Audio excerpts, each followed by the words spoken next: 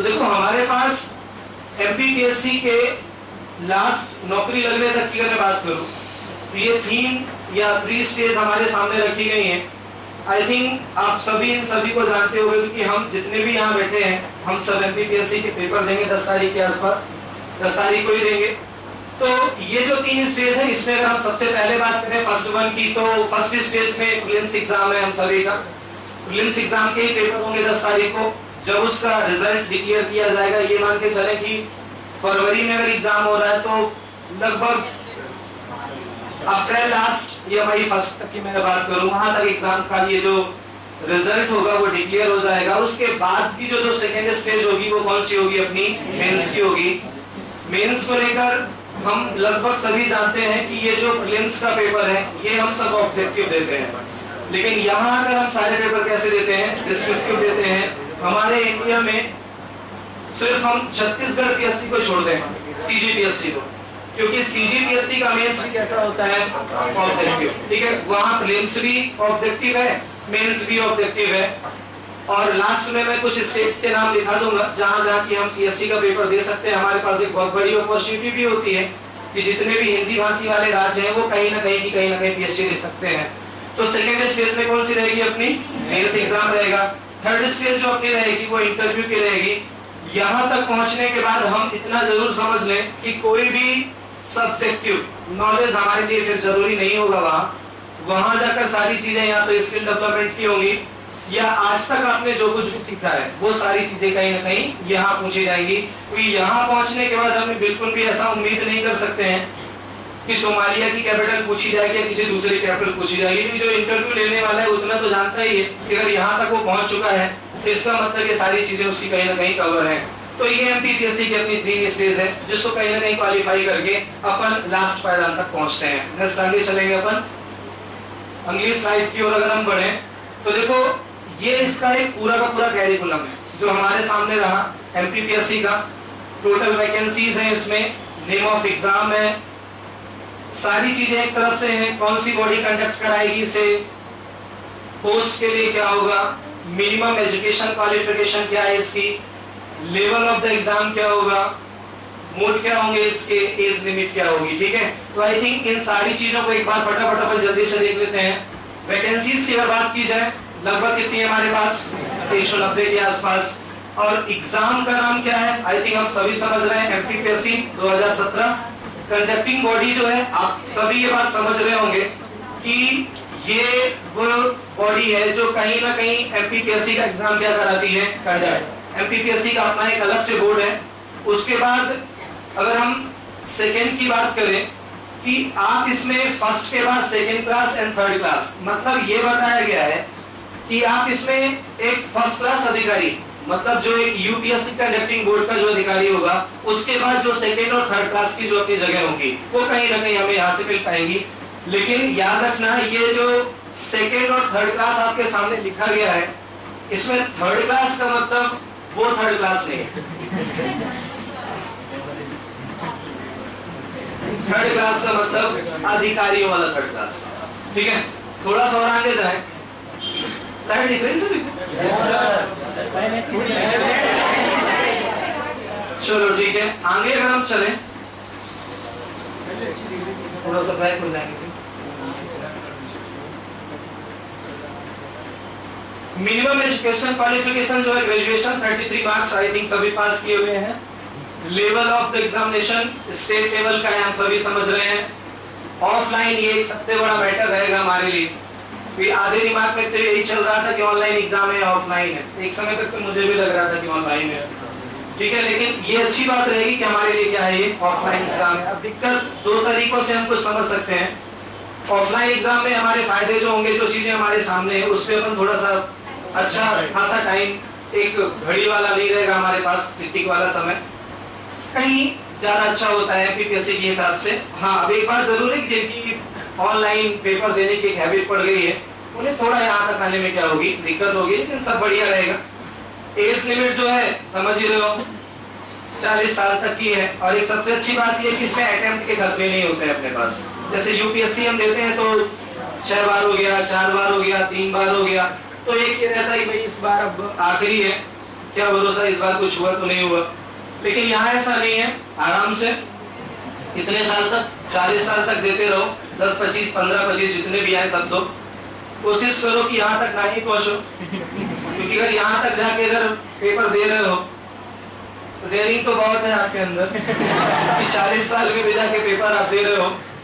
लेकिन कुछ लोग समझते होंगे कि जब हम एक गैप लेकर पढ़ाई स्टार्ट करते हैं, हालांकि सबसे पहले तो ऐसे लोगों को सैल्यूट करना चाहिए कि एक गैप के बाद जो पढ़ाई स्टार्ट करता है वो अपनी पढ़ाई स्टार्ट कर लेता है, ये बहुत बड़ी बात होती है उसके लिए। हम सभी जानते होंगे ईयरली में जब वो 3 महीने का गैप होता था, बीच में गर्मी की छुट्टियां होती थी, और उसके बाद जब जुलाई में हम पेन पकड़ते थे तो ऐसा लगता था कि सब कुछ नया है, कई सारी चीजें स्विच हो जाती थी। अब यहाँ तो 3 महीने नहीं, यहाँ तो 4 साल 5 साल जैसी चीजें हो जाती हैं।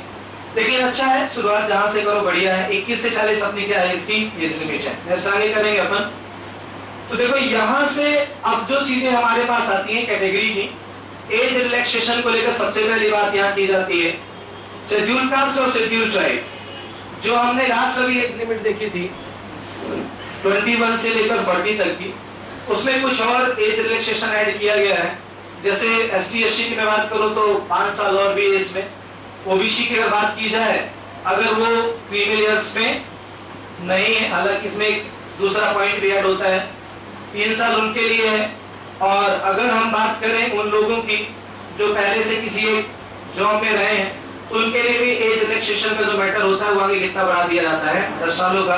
देन हम जब नेक्स्ट पे आते हैं तो इसमें आप देख सकते हैं कि अगर ऐसा कुछ रहा है, कभी बहुत सारे नाम है इसमें, अपने से जुड़ा हुआ कोई नाम नहीं है, बस इतना याद रखना। लेकिन वहां अगर हुआ तो कितने साल बढ़ जाएंगे, 5। अभी हम सबको तो यही ध्यान रखना है कि वो 21 से जो एक 40 का मैटर था ना, तो हम अभी 40 वाले हैं, सबके सब अभी बीच वाले बेरोजगारी हैं, इसलिए वहां बढ़िया रहेगा। बाकी ये सारी चीजें आपके लिए हैं।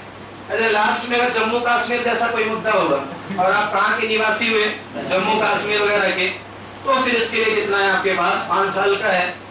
ये आपका एक कैटेगरी वाइज कहीं ना कहीं एज रिलैक्सेशन का मैटर था। इसके बाद हम नेक्स्ट साइड की ओर चले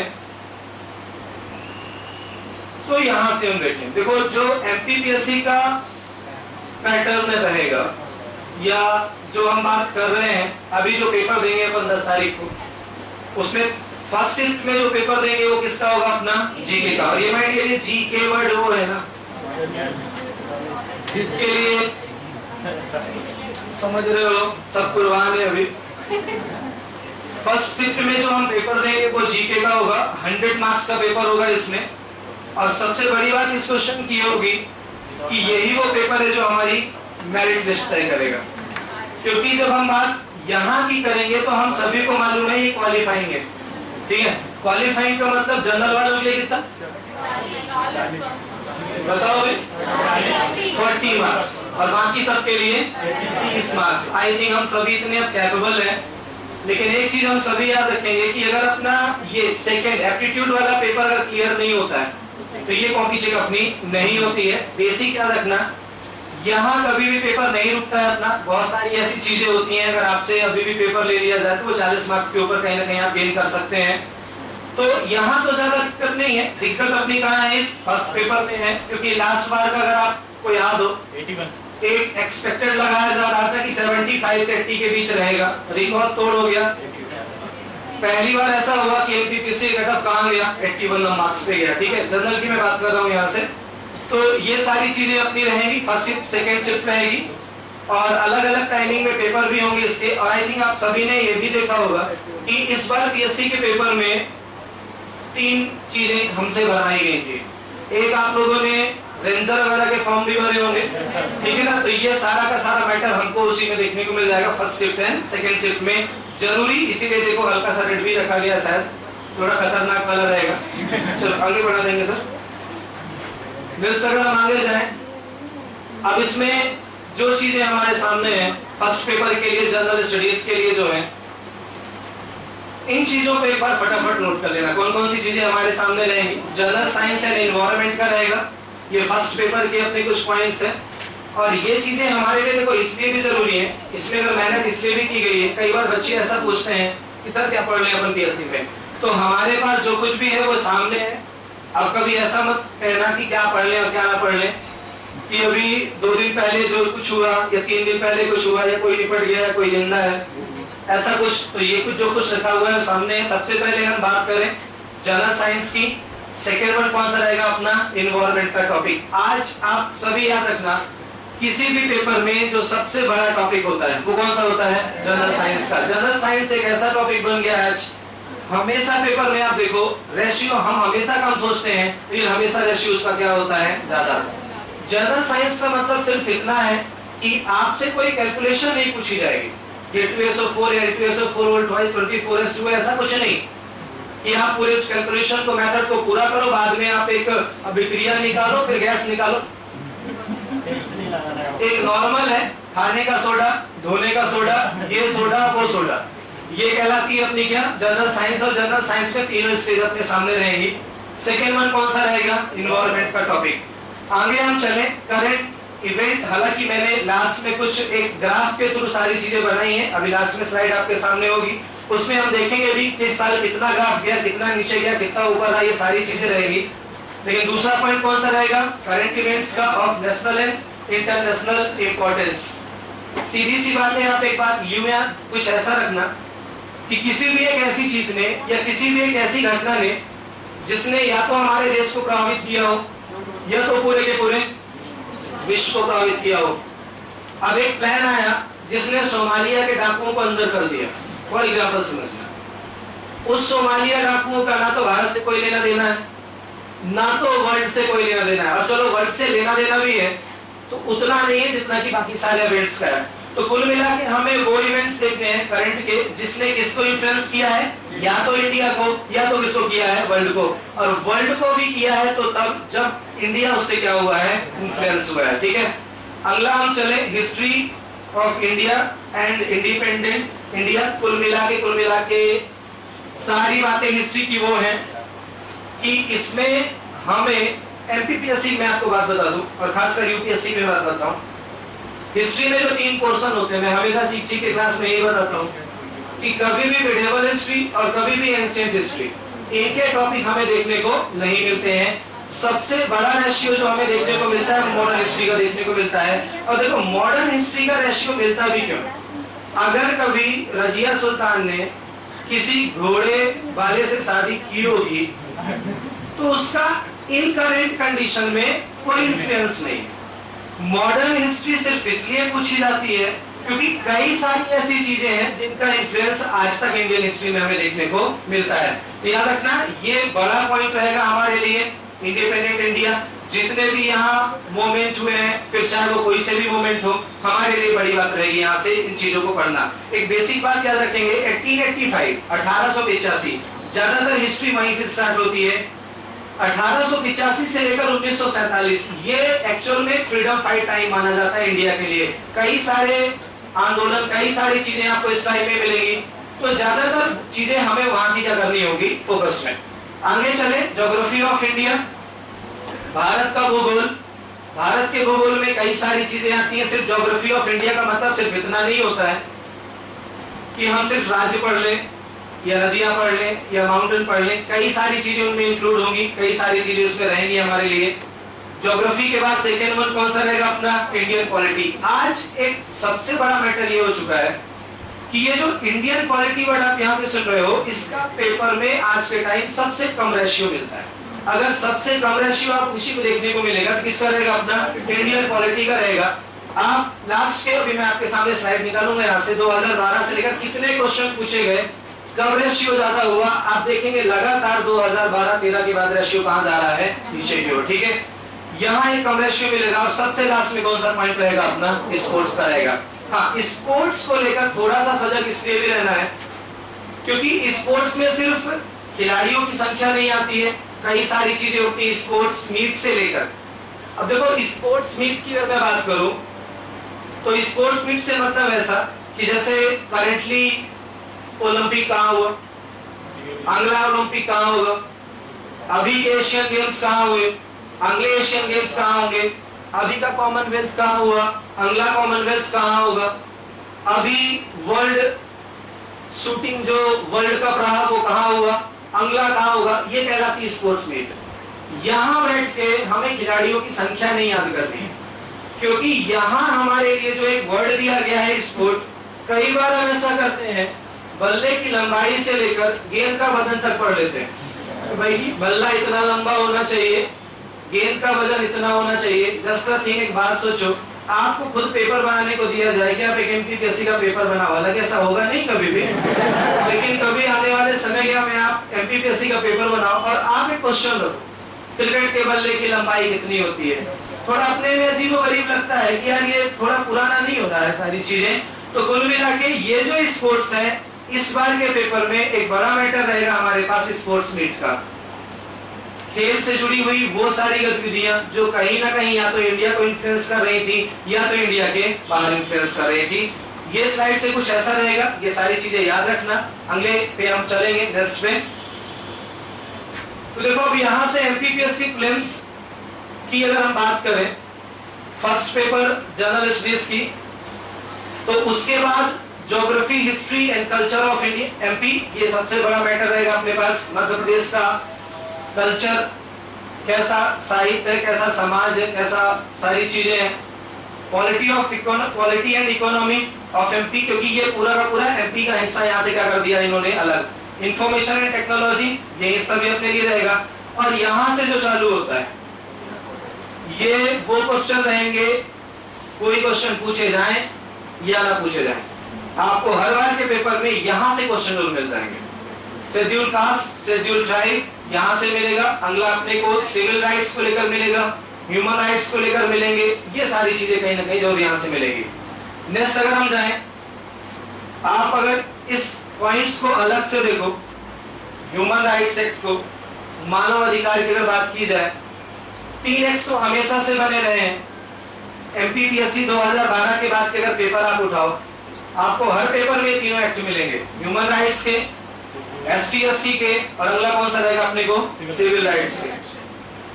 सिविल राइट्स क्या होते हैं मैंने बताएं कोई?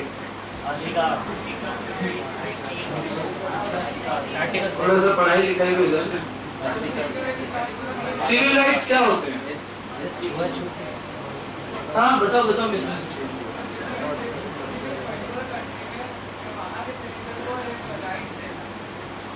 सिविल राइट्स फॉर एग्जाम्पल, एक अमेरिका का व्यक्ति इंडिया आया, ठीक है, इंडिया आकर इतना यात्रा से दुखी हो गया, इंडिया एयरपोर्ट में ही मार दिया किसी, क्या कर दिया? मार दिया। कौन सी धारा लगी उसके ऊपर?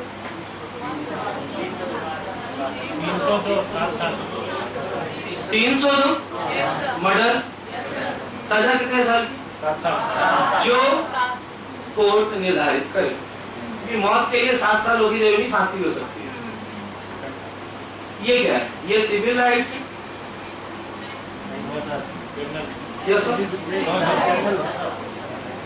याद रखना, सारे फंडामेंटल राइट्स को अगर हम सिविल राइट्स कह रहे, ये गलत होता है। कुछ आर्टिकल ऐसे होते हैं, article number 15, article number 16, article number 19, article number 21, article number 22, ये वो राइट्स होते हैं। अपन लिखते हैं we should be citizen of India, Bharat का नागरिक होना चाहिए। ये जो वर्ड संविधान में लिखा जाता है, हर क्वालिफिकेशन में जो आधी लाइन खर्च की जाती है वो फालतू में नहीं खर्च की गई। हम सब बोलते हैं हम सब तो भारत के नागरिक हैं, लेकिन हम सब भारत के नागरिक कैसे? वो कई सारी कंडीशंस होती हैं, उसको मैं सिर्फ एक लाइन में नहीं समझा सकता। कई सारी बेसिक बातें भी होंगी जो हमें समझनी होंगी, जो कहीं ना कहीं इन तीनों एक्ट्स के माध्यम से हम यहाँ समझेंगे। ठीक है, चलो नेक्स्ट पे आगे चले हम अगली स्लाइड की ओर।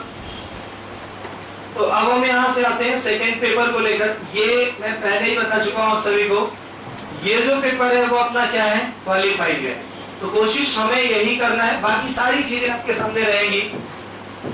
ऐसा कोई भी मैटर नहीं है जो आपको यहाँ से ना मिले। आई थिंक जितने भी बैंकिंग वाले अपने हैं, मैथ्स रीजनिंग वाले हैं, पैसेज वाले हैं, हिंदी के हो, इंग्लिश के हो, आई थिंक आपको सारी चीजें इस पेपर में मिल जाएंगी। और ये एमपीपीएससी का अपना कौन सा पेपर होगा, सेकेंड। और यहाँ तक जब हम पहुंचेंगे या जो हम ये पेपर दे रहे होंगे, उस समय हमारे सामने ये सारी चीजें जरूर हो जाएंगी कि हमें उन सारी चीजों में से अगर कोई चीजें रखनी है तो वो ये जो हमें एक बाउंड्री लाइन से कहा निकाल सके बाहर। और ऐसा ही नहीं कि फिक्स 40 का ही करके आना है, एक्यूरेसी वहीं दिखा दी, सारी नेतागिरी वहीं हो गई, यानी 40 का करके आया, इतने से तो फैल कर ही नहीं सकता।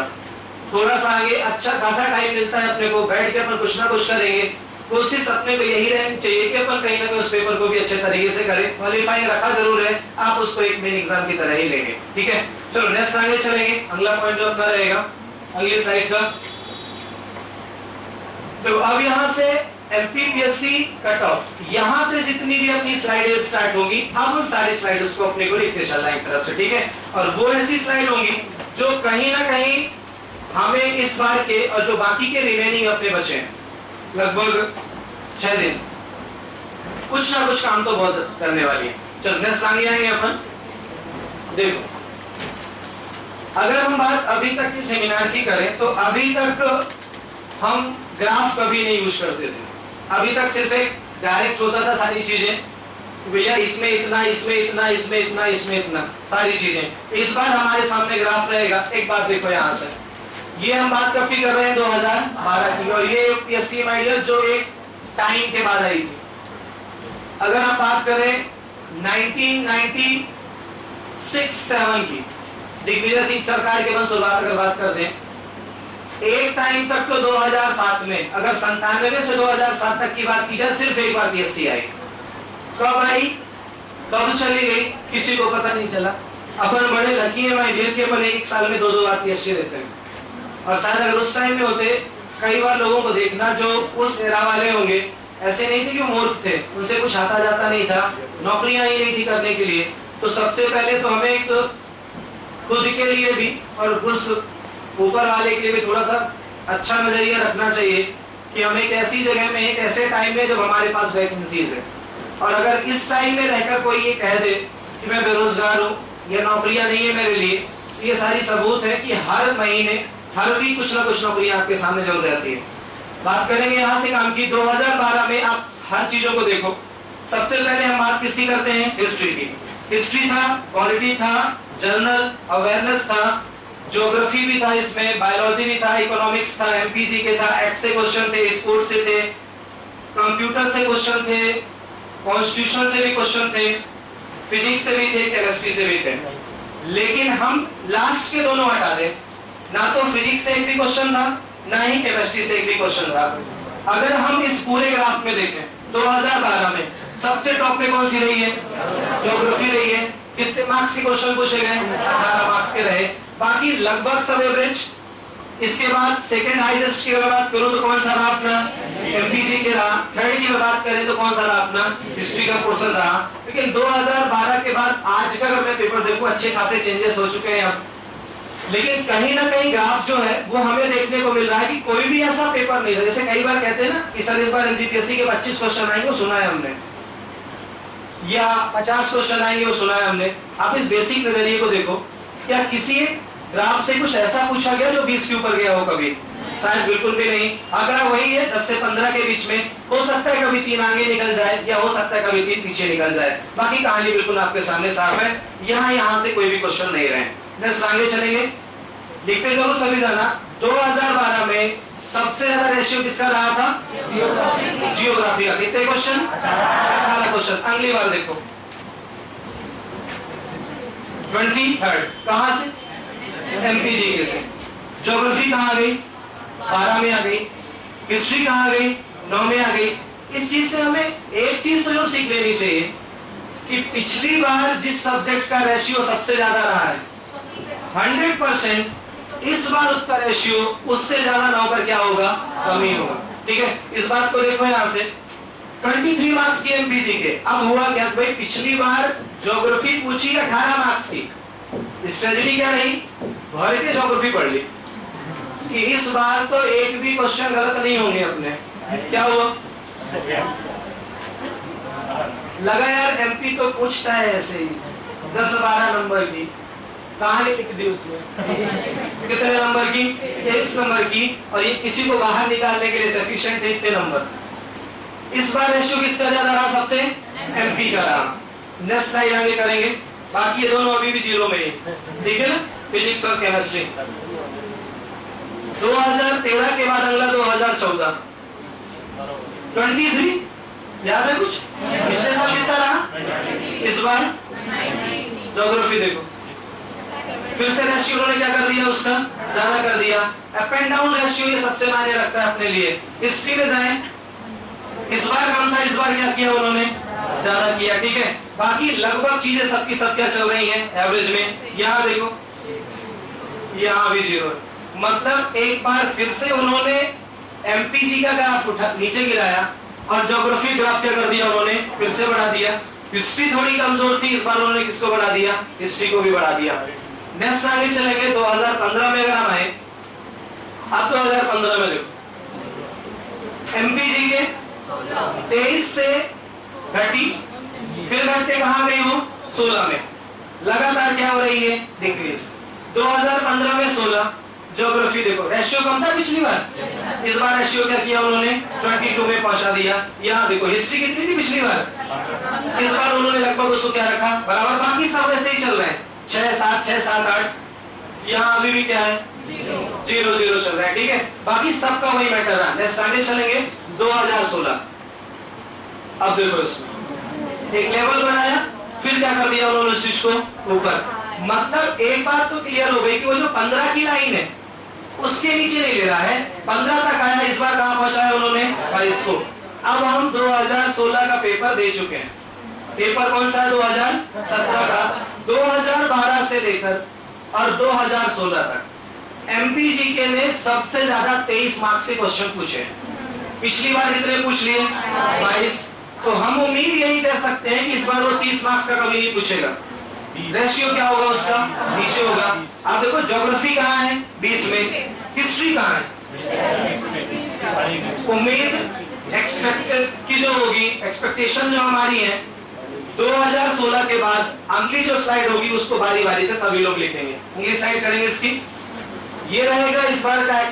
अब एक्सपेक्ट की अगर मैं बात करूं या एक्सपेक्टेड की मैं बात करूं 2017 की, ये आपके सामने एक पूरा का पूरा थ्योरम है। इस चीज को अपन 1 बाय 1 सारी चीजें लिखेंगे। फिजिक्स केमिस्ट्री में भी 3 से 4 क्वेश्चन यहाँ ऐड कर दिए गए हैं क्योंकि 2015 के बाद रेगुलर यहाँ से क्वेश्चन पूछे जा रहे हैं। तो देखो सबसे पहले हिस्ट्री कहाँ अपनी? 12। मतलब अपने को ज्यादा जर्नल अवेयरनेस पे नहीं कूदना है अभी कि उसी को उठा के देखें। पॉलिटी को इतना ज्यादा नहीं लेना है, ठीक है। जितनी भी है वो बेसिक पॉलिटी 6-7 नंबर क्वेश्चन है। हिस्ट्री कितने नंबर की हो रही है? 22 नंबर, 12 नंबर की। ज्योग्राफी कहाँ पहुंचाया उन्होंने? 20। पिछली बार रेशियो क्या था उनका? कम। एमपीजी के एवरेज कितनी रखी गई है? 18, क्योंकि पिछली बार वहां कितना रखा था उन्होंने? लगभग 22 के आसपास रखा था। इस बार कहाँ रखा है उन्होंने? 18 में। और इस बार जो रहेंगे कॉन्स्टिट्यूशन से 10 मार्क्स। हम पॉलिटी में अलग से क्लास पढ़ते हैं, कॉन्स्टिट्यूशन की क्लासेस। इस बार रेशियो कहाँ पहुंचाया उन्होंने? इसका 10। तो इस बार का ये पूरा ग्राफ रहेगा। मतलब बाकी बचे हुए जो दिन है उसमें अगर हम कोशिश करें ज्योग्राफी, एमपीजी के, हिस्ट्री, और अगर हम यहां जाएं तो ये दोनों चीजें कंप्यूटर के क्वेश्चन और उसके बाद कौन से क्वेश्चन अपने कॉन्स्टिट्यूशन के, और बाकी सब अपने बेसिक ग्राफ में 2-4 क्वेश्चन, 5 क्वेश्चन, 2-4 क्वेश्चन और 5 क्वेश्चन, ठीक है। ये तो हमने वो सारे ग्राफ रखे जो सब्जेक्ट सारे इंक्लूडेड थे। अब 2012 के बाद हिस्ट्री का क्या रेशियो रहा, ज्योग्राफी का क्या रेशियो रहा, सारे के अपन अलग अलग देखते हैं। नेक्स्ट करेंगे। देखो हिस्ट्री का जो ग्राफ रहा 2012, 2013, 2014, 2015, 2016, 2017। इस बात को देखो, ग्राफ इन्होंने यहां से कम किया, यहां से क्या किया उन्होंने? 21, थोड़ा राइट कर दिया, यहां जाके क्या कर दिया उन्होंने? शीर्ष को ब्लॉक। इकट्ठा क्या किया उसे? डिक्रीज। फिर यहां से उन्होंने बढ़ाया। मतलब अगर इस बार का ग्राफ उन्होंने नीचे गिराया है 100% इस बार का ग्राफ कहां पे लेके जा रहे हो? 12 मार्क्स पे। मतलब कहीं ना कहीं इस बार क्वेश्चन जो है अपने 10 से ऊपर के हिस्ट्री के हैं। और मैं अगर आप सभी लोगों को ये बताऊं, कभी अगर ऐसा हो भी ना कि हम किसी पेपर के पहले अगर कभी ऐसा कुछ ना कर पाए तो एक कोशिश हमेशा यही करें कि पिछले ईयर्स के पेपर का कुछ यूं ग्राफ जरूर तैयार कर लें। इससे हमें खुद पता चल जाता है दूसरों से पूछने की बजाय कि इस बार किसका क्वेश्चन ज्यादा रहने वाला है। ग्राफ हमेशा जिगजैग होते हैं। अगर इस बार ग्राफ उन्होंने 6 का रखा है तो मैं ये नहीं कहूंगा कि इस बार हिस्ट्री से एक भी क्वेश्चन नहीं पूछेगा, क्योंकि उन्होंने इंडियन हिस्ट्री को बाकायदा सिलेबस में लिख के दिया है। और अगर उन्होंने लिख के दिया है तो उन्होंने इस बार ग्राफ क्या किया, उन्होंने बढ़ाया है 10 से ज्यादा के मार्क्स से 12। और याद रखना ये सारे के सारे क्वेश्चन जो है ये टोटल किस में अपना बेस्ड होंगे, मॉडर्न हिस्ट्री पे। मॉडर्न हिस्ट्री में अपन मान के चलेंगे 10 क्वेश्चन है, 2 क्वेश्चन जो होंगे उसमें एक क्वेश्चन अपना प्राचीन से हो जाएगा, एक क्वेश्चन अपना मध्यकाल से हो जाएगा, लेकिन सारी की सारी किसमें चीज बेस्ड होंगी, अपनी मॉडर्न हिस्ट्री पे होंगी। नेक्स्ट आगे आएंगे हिस्ट्री के बाद ये पॉलिटी का रहा है 10 डिग्री सीधा कहां किया उन्होंने, 2 के बाद फिर लेवल। आपने देखा पिछले वाले ग्राफ में भी यहां जाके लेवल उन्होंने क्या कर दिया था, बैलेंस। फिर क्या किया उन्होंने 5 दिन, क्या किया उन्होंने इस ग्राफ को घटा के उन्होंने इसका क्या कर दिया, बढ़ा दिया। मतलब इस बार भी उम्मीद हमें यही है कि पिछली बार जो 5 क्वेश्चन पूछे उस बार से या तो क्वेश्चन फिर कहां जाएंगे 2 पे, या तो कहां जाएंगे वो सीधे 7 पे। उम्मीद हमेशा डिक्रीज के बाद इंक्रीज की होती है, डिक्रीज टू डिक्रीज, ये कभी ग्राफ का फॉर्मूला होता ही नहीं। अगर ग्राफ गिर रहा है तो लगातार गिरेगा, ये पेपर के लिए कभी सही नहीं होता। हमेशा ग्राफ कैसे चलता है, जिगजैग फॉर्मूले पे। तो ये कहां है, अपने एक्सपेक्टेड में, अपने 7 में है। क्वालिटी भी रखेंगे, दोनों टाइप की क्वालिटी, सिंपल क्वालिटी और कॉन्स्टिट्यूशन जो अपन पढ़ते हैं जनरली, दोनों को मिक्स करके कहीं ना कहीं अपन देखते रहेंगे। क्वालिटी के बाद अपन नेक्स्ट चले आगे,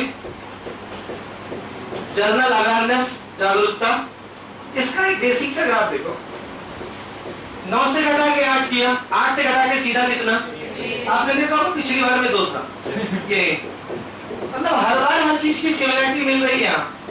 पिछली में देखा पॉलिटी में कितने क्वेश्चन थे, 2, यहाँ कितने हैं, 1। और जबरदस्त ग्राफ उन्होंने क्या किया था, नीचे किया था।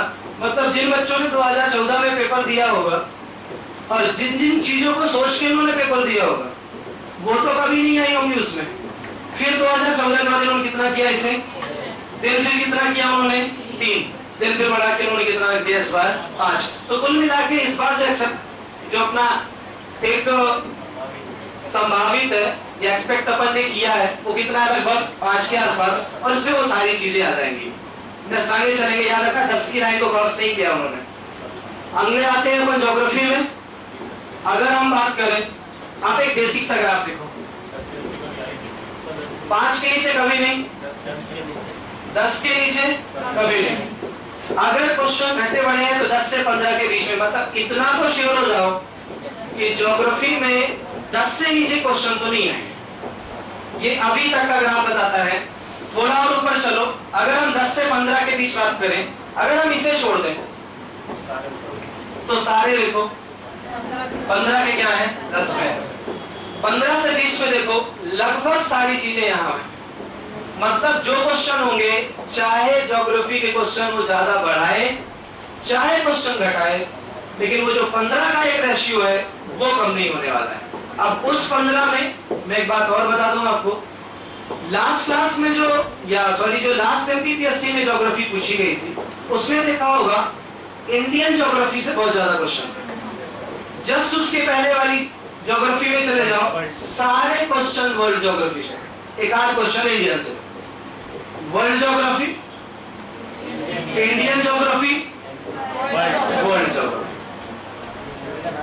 कुछ रेशियो ऐसा। अगर सब कुछ सही रहा तो कंडीशन आपको ये मिलेगी देखने की। और यहाँ आई थिंक लाल घाटी की अगर बात करूं, जो लाल घाटी से कैंडिडेट्स होंगे, कितने लोग हैं?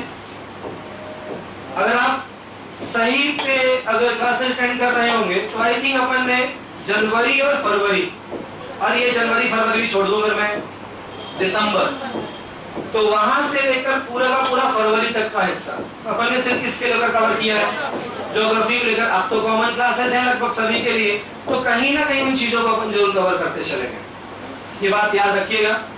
यहाँ से अपन कितना लेके चल रहे हैं इसे, 20 मार्क्स। याद रखना अभी के बाद अब जितने दिन भी बचे, मैं ये नहीं कहता कि सिर्फ वर्ल्ड ज्योग्राफी पढ़ो, उसके अलावा कुछ पढ़ना ही नहीं है।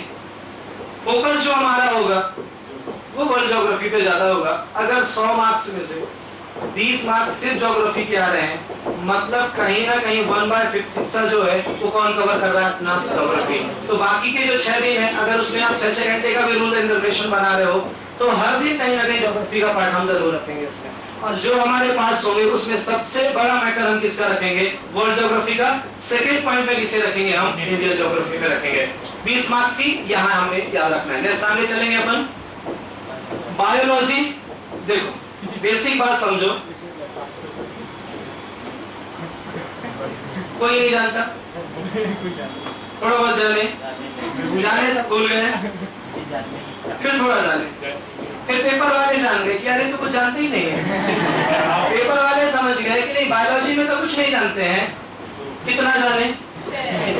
100% याद रखना। ये जो ग्राफ इस बार बढ़ रहा है, 6 का मैंने जरूर लिखा है इसमें, इन 100% इस बार का ग्राफ आपको 10 मार्क्स क्वेश्चन का जरूर मिलेगा कि ये जो ग्राफ बढ़ता चला जा रहा है, क्योंकि पेपर वाला एग्जामिनर इस बात को समझता है कि बच्चों से क्या चीज बन रही है और क्या चीज नहीं बन रही है। बायोलॉजी को बिल्कुल भी लाइट में नहीं लेंगे। बॉटनी प्लस जूलॉजी दोनों का मैटर अपने को साथ में लेके चलना है। बहुत खतरनाक क्वेश्चन नहीं होंगे कि आपसे लीफ की स्लाइड बनवा ली जाए, स्लाइड बनवाओ कुल मिला के निकाल के, या कोई ऐसी चीज हो जाए जिसके बारे में आप जानते ही ना हो, ऐसा कुछ नहीं। जनरल साइंस है, जनरल ही चीजें होंगी, सारे क्वेश्चन जानते होंगे आप। बस दिक्कत ये होगी कि उनको तरीकों को कहीं ना कहीं फॉलो करना होगा। बायोलॉजी ज्योग्राफी के बाद अपन दूसरा सब्जेक्ट रखेंगे जो इन बाकी के बचे हुए दिनों में अपन उसके साथ सब्स्टिट्यूट के रूप में लेके चलेंगे। रेशियो कहां तक का जाएगा इसका? लगभग 6 से तो मिनिमम, मैक्सिमम कहां तक का मान के चलते हैं अपन? 10। तो 20 ज्योग्राफी, 10 कौन सी अपनी? बायोलॉजी। ठीक है, आगे चले। नेक्स्ट पे आए हम इकोनॉमिक्स। इसका हमेशा से मैटर ऐसा रहा है कि कभी भी 5-6 से ज्यादा नहीं बढ़ी है इकोनॉमिक्स। 3, 6, 7, 6, 7, 6, 7, 6। अब देखो 4, 3 बराबर रेशियो। ये जैसे उन्होंने बढ़ाया था वैसे उन्होंने क्या कर दिया? कम। अब 3 के बाद फिर से 6, अपन ने कितना रखा है? 5। मतलब इतना मान के चलना है। और याद रखना, अगर एक बार ये डेटा समझ गए ना तो अगली बार से सेमिनार वाला मैटर होगा ही नहीं। आधी ग्राफ तो खुद से ही बना लोगे कि अगली बार होने वाला क्या है। सिर्फ पढ़ना या सिर्फ उसी में एकदम समा जाना, ये जागरूकता नहीं होती है। एक बार कोशिश ये भी करें हम कि जो चीजें हमारे पेपर के लिए सामने है उसकी थोड़ी सी एक स्ट्रेटजी बना लें, थोड़ा सा एक ग्राफ तैयार कर लें क्या क्या चीजें होने वाली है। तो इकोनॉमिक्स को बिल्कुल भी लाइट में लेके नहीं चलेंगे। कम से कम कितने क्वेश्चन मिलेंगे? 5। और याद रखना इकोनॉमिक्स में फिक्स है, एसएससी की इकोनॉमिक्स कभी उठाना, आई थिंक अगर 5 क्वेश्चन भी पूछता है तो 400% गलत होते हैं, क्योंकि वो कहां से पूछता है बनते ही नहीं है, किस बुक से पूछता है ये भी क्लियर नहीं होते हैं। अगर एमपीपीएससी की इकोनॉमिक्स आप उठाओ, उसमें फिंगर में काउंट करने वाली बातें पूछता क्या क्या है? 5 ईयर प्लान, पंचवर्षीय योजना है, 100% एक क्वेश्चन रहेंगे इससे। दूसरा क्वेश्चन रहेगा प्लानिंग से, कौन सी योजनाएं अभी चालू हुई है, कौन सी योजना पहले से चल रही है, दूसरा क्वेश्चन हो गया। तीसरे की हम बात करें जीडीपी जीएमपी से क्वेश्चन पूछता है, आई थिंक जीए की क्लासेस आपकी लगती होंगी, उसमें सारी चीजें आपको बताई गई हैं। चौथी और पांचवी चीजों में या तो इंडस्ट्रियल पॉइंट जोड़ देता है या तो एग्रीकल्चर पॉइंट जोड़ देता है, एक नया क्वेश्चन कहीं ना कहीं उससे पूछ देते हैं। और अगर इकोनॉमिक्स में डेटा बेस्ड क्वेश्चन पूछे, पिछला ग्रोथ कितना, इस बार 12.3, इसको तो भूल जाओ, तुक्के में सही हो जाए बहुत बड़ी बात है, लेकिन डेटा बेस्ड क्वेश्चन जनरली क्या होते हैं अपने गलत। इकोनॉमिक्स कहां रख के चलेंगे अपन? 5 में। आगे आता है कौन सा अपना? एमपीजी के। इधर देखो 14, 23, 19, 16।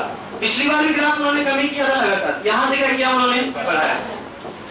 22, 23, 15, 16, 14। इस बार का ग्राफ कहां जा रहा है? ये नीचे जा रहा है। मतलब ये जो एक्सपेक्टेड है अपने पास वो कितने का है? 18 का। इतना मान के चलो, 18 पूछे ना पूछे, लेकिन वो जो बाउंड्री लाइन है ना 15 वाली, वहां जरूर होंगे। एमपीजी के में भवड्डर की जगह, नेतागिरी की जगह अगर गिनती से लाइनें पढ़ लो, कि मेरे हिसाब से एमपीजी के ऐसा क्वेश्चन पेपर रहा है जिसमें क्वेश्चन कभी चेंज नहीं हुए। वही विश्व पर्यावरण दिवस, वही गिनती से उसी चीजों को रखता चला आ रहा है। वो गिनती सी चीजें हैं रिवर्स के बारे में, एक नेशनल पार्क, एक सेंचुरी, एक माइन का नाम, एक खदान का नाम, एक गवर्नर का नाम, एक मंत्री का नाम, वही लाइन से चीजें। और ऐसा कोई नहीं है कि 3 परत के नीचे कौन सी चीजें या कहां से कौन सी चीजें, ऐसा कुछ नहीं, एक सीधी सीधी लाइन होती है। और जहां तक हम पेपर देते हैं, आई थिंक पिछले के 4 साल 5 साल के पेपर उठाओ, कभी एमपीजीके में आपने ऐसा क्वेश्चन नहीं पढ़ा होगा जो वन लाइनर बना हो। सीधा सीधा उसका क्या है, आंसर है, कौन सी चीज कहाँ है, कौन सी चीज कहाँ नहीं है। तो अगर हम कोशिश करें कि जो बाकी के डेज अपने बचे हैं, जिसने भी एमपीपीएससी के लिए बिल्कुल भी नहीं पढ़ा है, और अगर ऐसा हो जाए कि एमपीजीके के लिए कुछ चीज तैयार करना चाहता है, तो एक काम करो, फटाफट लिख लो अपने को कि कौन कौन सी चीजें अपने को एमपीजीके में पढ़नी। ज्यादा ओवरडर नहीं करना है, कुछ वैसी चीजें होंगी जो पूछी जाती है।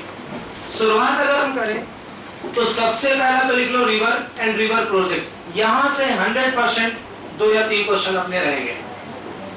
रिवर और रिवर प्रोजेक्ट, या तो नदियां या तो नदी परियोजनाएं। दूसरा लिखो नेशनल पार्क एंड सेंचुरी, 100% यहां से क्वेश्चन रहेंगे अगर एमपीजीके पूछा जाता है तो, ठीक है, क्योंकि इसके अलावा है भी नहीं ना कुछ मध्य प्रदेश में, इतना ही कुछ है। अगला लिखेंगे सम इंपॉर्टेंट प्लान ऑफ मध्य प्रदेश। मध्य प्रदेश की कुछ महत्वपूर्ण योजनाएं, लाडली लक्ष्मी से लेकर जितनी लक्ष्मी एक बार सारी देख लेना। और कितनी पीछे जाएंगे ज्यादा से ज्यादा अपने को मुश्किल से 2015-2016, हालांकि 2016 में इतनी योजनाएं आई हैं कि उसके पीछे जा ही नहीं पाओगे। इतनी जबरदस्त योजनाएं आपको मध्य प्रदेश से मिल जाएंगी, योजना से क्वेश्चन रहेगा। अगला लिख लेंगे मिनरल्स, खनिज से क्वेश्चन रहेगा अपना। खनिज का मैटर कुछ ऐसा है कि चाहे आयरन से हो, चाहे मैग्नीज से हो, चाहे किसी से भी हो, एक साइड पूछी जाएगी, या तो कहां ज्यादा है या तो कहां से ज्यादा क्या हो रहा है, प्रोडक्शन बेसिस पे है। ये पॉइंट रखें। एमपीजीके में पॉलिटिक्स में आए तो या तो गवर्नर या तो सीएम। अगला पॉइंट लिख लेंगे गवर्नर एंड सीएम, या तो राज्यपाल या तो मुख्यमंत्री। यहां से ये नहीं पढ़ना है कि सीएम कैसे बनाया जाता है या गवर्नर को कैसे हटाया जाता है। एमपी अभी इतना भी आगे नहीं, बस इतना याद रखना कि बाकी सभी में से कौन गवर्नर नहीं रहा, इस सीएम में कौन सीएम नहीं रहा। और सिर्फ इतना पढ़ लो ना, तो ये जो पेपर वाले हैं इतना समझते हैं कि उतनी चीजें कवर नहीं हो रही। आगे चले गए तो रेशियो फिर क्या करना होगा, हमें गिराना होगा। गवर्नर एंड सीएम से रहेंगे अपने। नेक्स्ट पॉइंट पर हम जाएं तो एमपी के कुछ फैक्ट्स रहेंगे बाउंड्रीज को लेकर, सीमाओं को लेकर रहेंगे, पॉइंट्स लिख लेंगे। Some important facts of boundaries in Madhya Pradesh. Madhya Pradesh की सीमाओं से लेकर कुछ महत्वपूर्ण तथ्य। सीमाओं से मतलब फिर कुछ भी हो सकता है, फिजिकल बाउंड्री भी हो सकती है, पॉलिटिकल बाउंड्री भी अपनी हो सकती है। तो ये कुछ बेसिक डेटाबेस रहेंगे क्वेश्चन अपने, जिन्हें हमें कंप्लीट करने होंगे। 1-2 पॉइंट जो अब बचते हैं उनके नाम हम अलग से लिख लेते हैं। अगला लिखेंगे स्पोर्ट्स, खेल। और एमपी के खेल की मैं बात करूं तो याद रखना, खेल में हर चीज आ जाएगी। कौन सा स्टेडियम कहाँ है, कौन सा खेल कहाँ है, कितने होते हैं। अभी जो नेशनल अपनी वाटर स्पोर्ट अपनी जो प्रतियोगिता हुई भी चली रही थी, अब सभी को पता होगा। स्पोर्ट्स को लेकर अच्छे खासे क्वेश्चन बनते हैं मध्य प्रदेश से, 1-2 क्वेश्चन आपको हर बार मिल जाएगा। अभी पिछली बार के जो विक्रम अवार्ड्स करके जो सारे अवार्ड्स मिले हैं, एक बार उन्हें जरूर देख लेना, एक आध क्वेश्चन वहां से और अपना कहीं ना कहीं बनेगा। आगे चले, नेक्स्ट पॉइंट पे हम आए ट्राइबल से, जनजातियों से। इस क्वेश्चन को लिखने के बाद इसमें स्टार लगा लो। मध्य प्रदेश की जनजातियां, भगोरिया हाट क्या है, भील का क्या है, मेला क्या है, कौन नहीं रहता कौन रहता है, दूध लौटवा क्या है, कौन किसके यहाँ घर जमाई बन के रखता है, लामा नाई क्या होता है, पाताल कोट किसके लिए फेमस है। एक पूरी बुक हो जाएगी पूरी कुछ टाइम के बाद। तो याद रखना ये ट्राइबल को लेकर क्वेश्चन रखने हैं। किस क्या क्या पढ़ना है, कौन सी ट्राइबल कहाँ से है, कौन सा नाच गाना करती है, कौन सा फेस्टिवल मनाती है, कौन सी चीजें कहाँ, ये सारी चीजें कहाँ रखनी है अपने को ट्राइबल से। ट्राइबल से क्वेश्चन 100% बनेंगे, और इसलिए भी बनेंगे कि मध्य प्रदेश एक जनजातीय राज्य कहलाता है और वहां से क्वेश्चन हमेशा बनते हैं।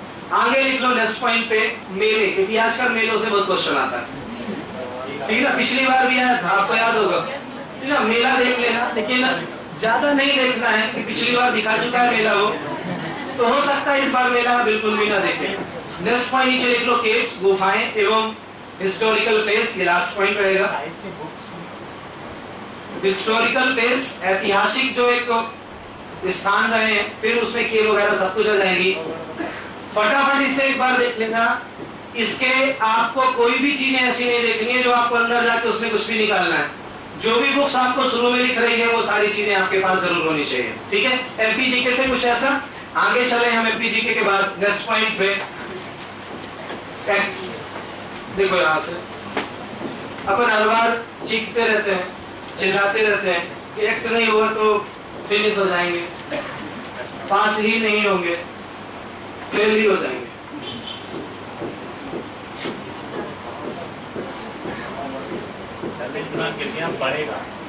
कितना बढ़ाए? 6।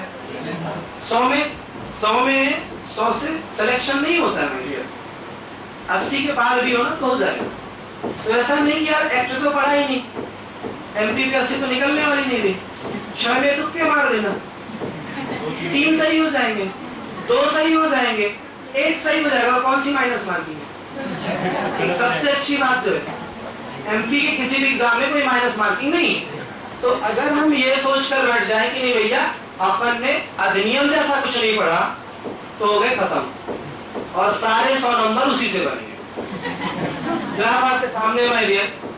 इतना कुछ भी अपने को अगवा नहीं लेना चाहिए कि एक्ट एक्ट एक्ट देख लग सकते हैं आप, ज्यादा से ज्यादा कितने? 6। और भाई जो तीनों एक्ट है ना उनके सिर्फ बनने का टाइम पढ़ लेना, कब कौन बना। इस 6 में से 2 क्वेश्चन तो उससे होंगे, बाकी के जो 4 बचे वो कंटेंट से होंगे। अगर नहीं भी हो पाता है तो एक बेसिक सी लाइन समझते चलना, उन सारी चीजों में एक्स अपने क्लियर हो जाएंगे। एक्स के लेकर कितने एक्सपेक्टेड रहे अपने? 6। आगे चलेंगे नेक्स्ट। तो अब आता है स्पोर्ट। स्पोर्ट का एक ऐसा मैटर रहा है जो कभी क्लियर नहीं रहा कि स्पोर्ट्स से पूछेगा क्या उठा के। 8 10 8 7 3 5, मतलब इतना तो मान के चलेंगे 0 नहीं होगा। कितना ले सकते हैं अपन? 5 जरूर ले सकते हैं। इस 5 में अगर हमें कुछ पढ़ना है तो वो है स्पोर्ट्स मीट। मैं आपको अभी कुछ देर पहले ही बता चुका हूं कि स्पोर्ट्स मीट में क्या क्या पढ़ना है। कॉमनवेल्थ से लेकर जितने भी स्पोर्ट इवेंट हुए हैं, जो अभी हुए हैं वो शायद उसके पढ़ने हैं जो अगस्त सितंबर के बाद इंडिया में हुए, और जो इंडिया में होने वाले या इंडिया के बाहर होने वाले बस उसे देख लेना एक बार। क्योंकि इस टाइम में आके आप खिलाड़ियों की संख्या नहीं रख सकते हो, किस टीम में कितने खिलाड़ी होते हैं। तो यहाँ जो हमारे पास मैटर रहेगा वो स्पोर्ट्स का कितना रहेगा अपने पास? 5 का रहेगा। वो भी कौन सा? अपना स्पोर्ट्स मीट का रहने वाला है। आगे चलेंगे नेक्स्ट। ये अपना सूचना एवं तकनीक वाला है। कंप्यूटर की अगर मैं बात करूं तो कंप्यूटर के क्वेश्चन का रेशियो कुछ ऐसा है। देखो आजकल अभी पिछला पेपर दिया होगा आप लोगों ने लेबर इंस्पेक्टर का, ना तो उसमें लेबर जैसा कुछ लगा ना इंस्पेक्टर जैसा कुछ लगा। ऐसा कंप्यूटर पूछा उठा के कि अगर लूसेंट तक सीमित रहोगे तो हवा नहीं लगी। पूछना चाहता क्या सामने वाले।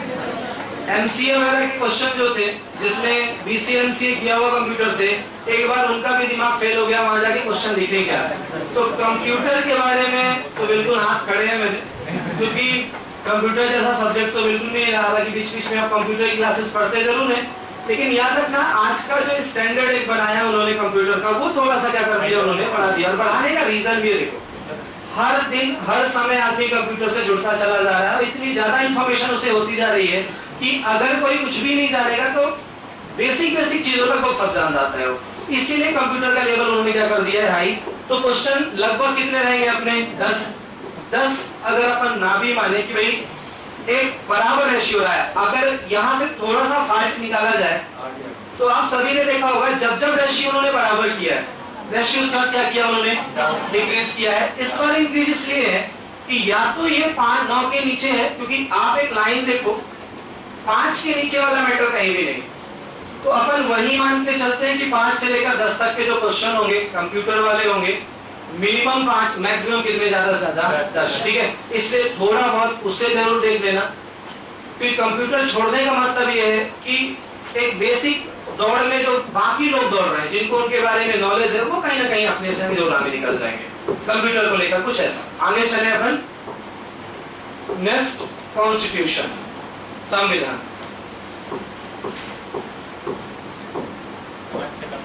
11। आप इस चीज को देखो, 5 छोड़ो 6 का रेशियो अगर हम देखें, 6 के रेशियो से नीचे बिल्कुल भी नहीं। 2015 के बाद 2017, पिछली बार 11, इस बार अपन कितने मान के चले? 10। लेकिन इतना जरूर मान के चलते हैं कि कॉन्स्टिट्यूशन में, संविधान में वो जो बेसिक क्वेश्चन है अपने राष्ट्रपति वाले क्वेश्चन जो है, उन्हें छोड़कर हम चले। पार्ट 9 से कर ले और लगातार अगर हम पार्ट 22 तक चले, ज्यादातर क्वेश्चन का वेटेज हमें वहां का जरूर देखने को मिलेगा। 10 का एक्सेप्ट किया है, अपन ने देखा है कि भाई यहाँ तक के क्वेश्चन जरूर होने चाहिए। ग्राफ थोड़ा कम जरूर है, लेकिन ये मान के चले कि 10 से नीचे का तो ग्राफ कभी नहीं बनेगा इसमें से, तो खास कर इस बार तो कॉन्स्टिट्यूशन को भी थोड़ा लाइट पे नहीं लेंगे अपन, अच्छा तरीका यूज करेंगे इसके लिए। थोड़ा सा स्मार्ट स्टडी वाला होगा कि पूरा का पूरा ना पढ़ के उन चीजों पे ज्यादा देखा जाए जिसपे अपन जल्दी स्टार वगैरह करके लिखते रहते हैं। ठीक है, आगे चले कॉन्स्टिट्यूशन के बाद तो फिजिक्स।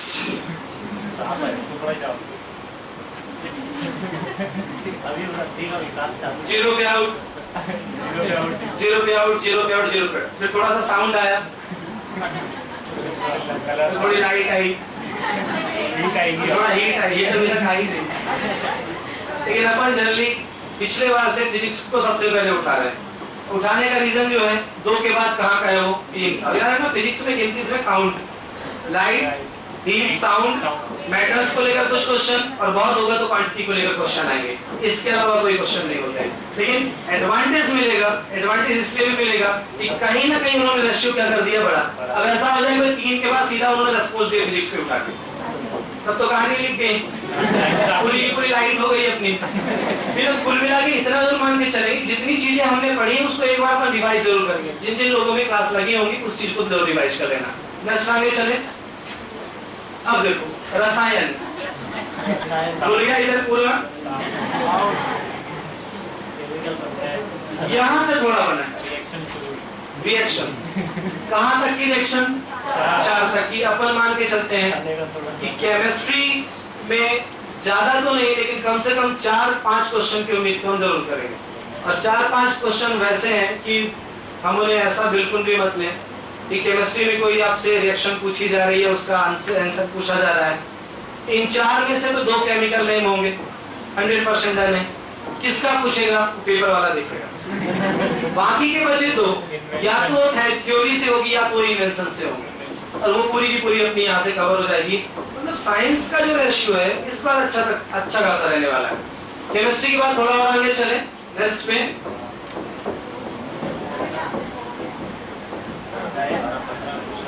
ये है आपका 10 तारीख का पेपर, ठीक है। ये किसका पेपर है? 10 तारीख वाला पेपर, ठीक है।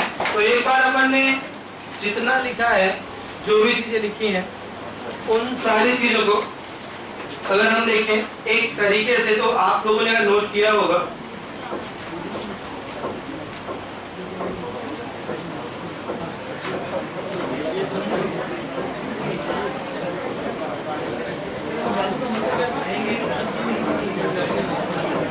चलो ये बातें नहीं, लास्ट में लिखा है अपन कुछ बिना बातें क्यों है। 5 मिनट को रिवाइज कर लो जल्दी से। रिवाइज नहीं करना, पूछूंगा नहीं मैं उससे, कुछ नई चीजें बना रहे हैं वो बन जाए, उसके लिए थोड़ा शांति बनाए रखना है। एक बार देख लो 12 से लेकर 17 तक का क्या हिसाब है, बिना बात किए हुए बगल वाले से जल्दी जल्दी चेक कर लो एक बार।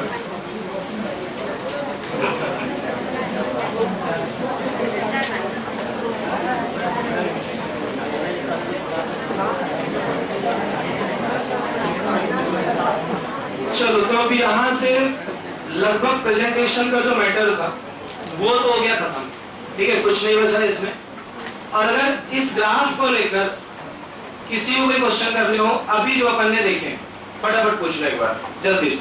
कुछ भी अगर निकल के आ रहा हो दिमाग में, कुछ नहीं निकल के आ रहा हो, कंप्यूटर पे ऑफलाइन एग्जाम होगा या मतलब लिखित में? अरे भैया भाइयों अभी कोई नहीं जाएगा, ठीक है ना, अब सब बैठो। ऑफलाइन का मतलब सब कुछ ऑफ, कंप्यूटर की क्वेश्चन है, कोई बात नहीं होता है, देखो सभी से होता है। अगर ये दिमाग इंसान का नहीं होता ना, तो गलतियां या तो पूरी तरह से होती हैं, बिल्कुल नहीं होती, ठीक है, बढ़िया है। अगर आप ऑफलाइन पेपर देने बैठे हो तो सारे क्वेश्चन किसके हैं अपने ऑफलाइन के ही है, बकायदा लिखा हुआ मिलेगा, उसमें लैंग्वेज की भी दिक्कत नहीं है, दोनों लैंग्वेज है अपने पास, हिंदी इंग्लिश दोनों रहेगी, है ना। और भाई कोई अगर कुछ ऐसा लग रहा हो तो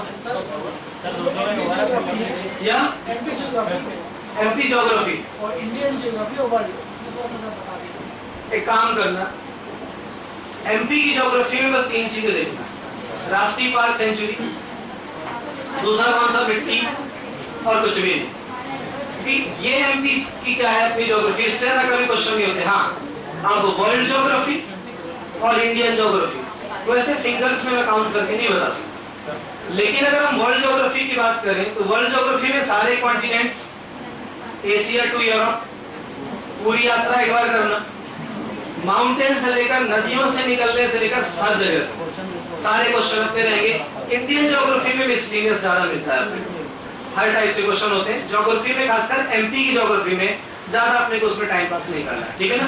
ज्यादातर किधर रखना है अपने को, इंडियन या वर्ल्ड। और अपन ने देखा इस बार जो एक सेटअप बन रहा है वो किसका बन रहा है, वर्ल्ड ज्योग्राफी का ज्यादा। बोलो भाई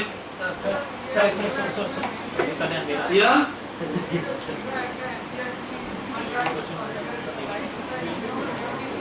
इन तीनों में किसका ज्यादा है,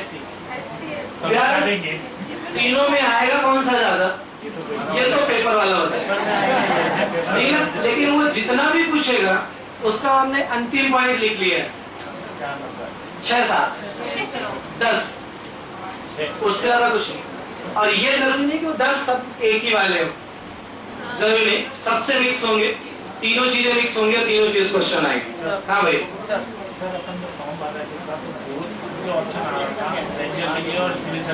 दोनों पेपर साथ में ही हो रहे हैं, बिल्कुल मत सोचना, बिल्कुल मत सोचना। सी सेट पूरा का पूरा क्वालिफाइंग है, उसमें कुछ नहीं करना है। हाँ ठीक है वो सर बताएंगे। हाँ सेकंड में क्या पूछते हैं, एक काम करना, जीके के अलावा जो कुछ भी होता है काम की चीज में बात करें। हाँ भाई बोलो कट ऑफ कितना जाएगा, जनरल वाले तो उम्मीद भी मत रखना 80 से नीचे, अभी से बता रहा हूँ। पिछली बार 81, हालांकि मैं गलत कह रहा हूँ कि 80 इस बार जाएगा, अपन यही मान के चले कि 81 से लेकर कहाँ तक, 85 तक, ये जनरल का कट ऑफ है। 2-3 नंबर कम कर दो, ज्यादा उम्मीद नहीं बिल्कुल, लगभग उतना। ओबीसी का अपन मान के चले 75 के 80 के बीच, ये बोलो। और कोई नहीं या ओवरऑल निकलेगा वो सबका, फॉर्म भरते समय लिखा है कि किया उसमें, वो सारे पेपर मतलब अलग से कोई तीसरा पेपर नहीं हो रहा उसमें।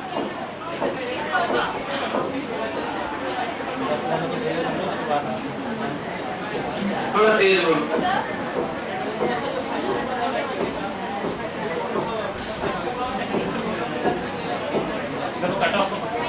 क्वालिफाइंग का मतलब 40% पास साइड, इंटर हो गए अंदर। अब जो मेरिट बनेगी जीएस से बनेगी, दोनों पेपर मिला के मेरिट नहीं बनती उससे। पहले होता था जब ये क्वालिफाइंग नहीं, बोलो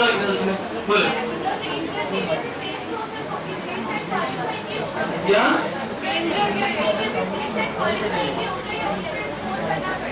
किस चीज की बात हो रही है, सी सेट का एक मतलब याद रखना, क्वालिफाई। उसमें आपको कोई मेहनत नहीं करनी है, वो एक ऐसा पेपर है कि आप नॉर्मल से ना भी पढ़ के जाओ, और अगर आप पढ़ाई को रेगुलर कर रहे हो तो वो चीजें हो जाएंगी अपनी। हाँ ये बात जरूर है कि अगर कुछ नहीं लिखेंगे तो जो दिक्कत होगी।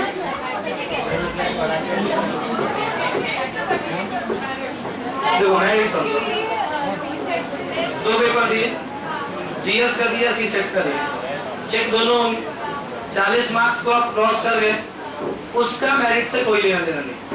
क्वालिफाइंग हो जाने के बाद आप इंटर हो गए, समझो उस चीज। जो पेपर सी सेट का है उसको इस स्टेज में क्वालिफाइंग रखा गया है। जो जीएस का पेपर वो ओवरऑल मार्किंग करेगा अपनी दोनों के लिए। आप ये नहीं कहेंगे कि जो रेंजर वाले हैं या जो फॉरेस्ट वाला है उसमें दोनों को मिला के मार्किंग की जाएगी।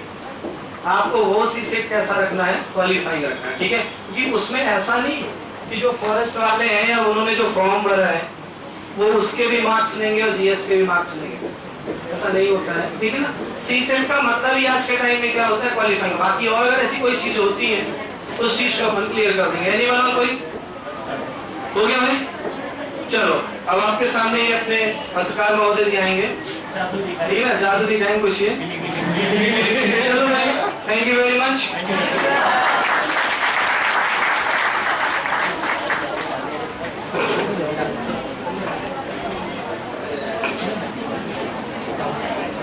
जो जहाँ बैठा है अपनी जगह पर बैठा रहेगा और काफी अच्छा उद्बोधन, काफी अच्छा समझाने का प्रयास किया पवन सर ने। काफी देर से सर आपको समझा रहे थे।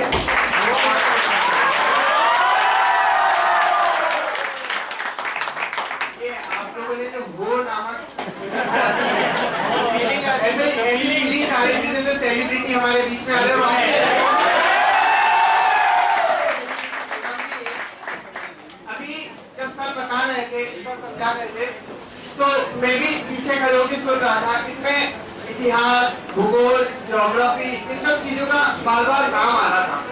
तो एक छोटी सी बात मेरे दिमाग में आई, छोटी सी एक कोई हरियाणा से तो नहीं आया है ना, हरियाणा से तो कोई नहीं है ना। अब एक बात देखना, हिस्ट्री में, इतिहास में जितनी भी लड़ाइयाँ हुई है अधिकतर हरियाणा में हुई है। सर गलत कह रहा हूँ क्या?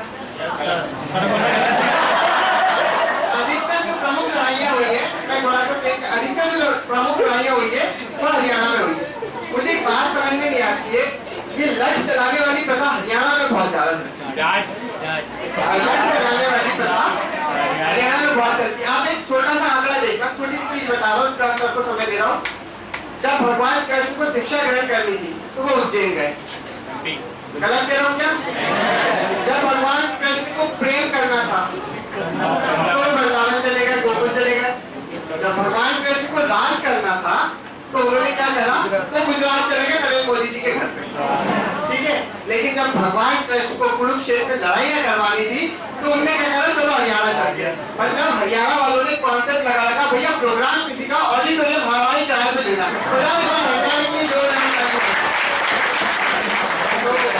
मैं निवेदन करूंगा आगे का समय पूरा करें। और अविनाश सर,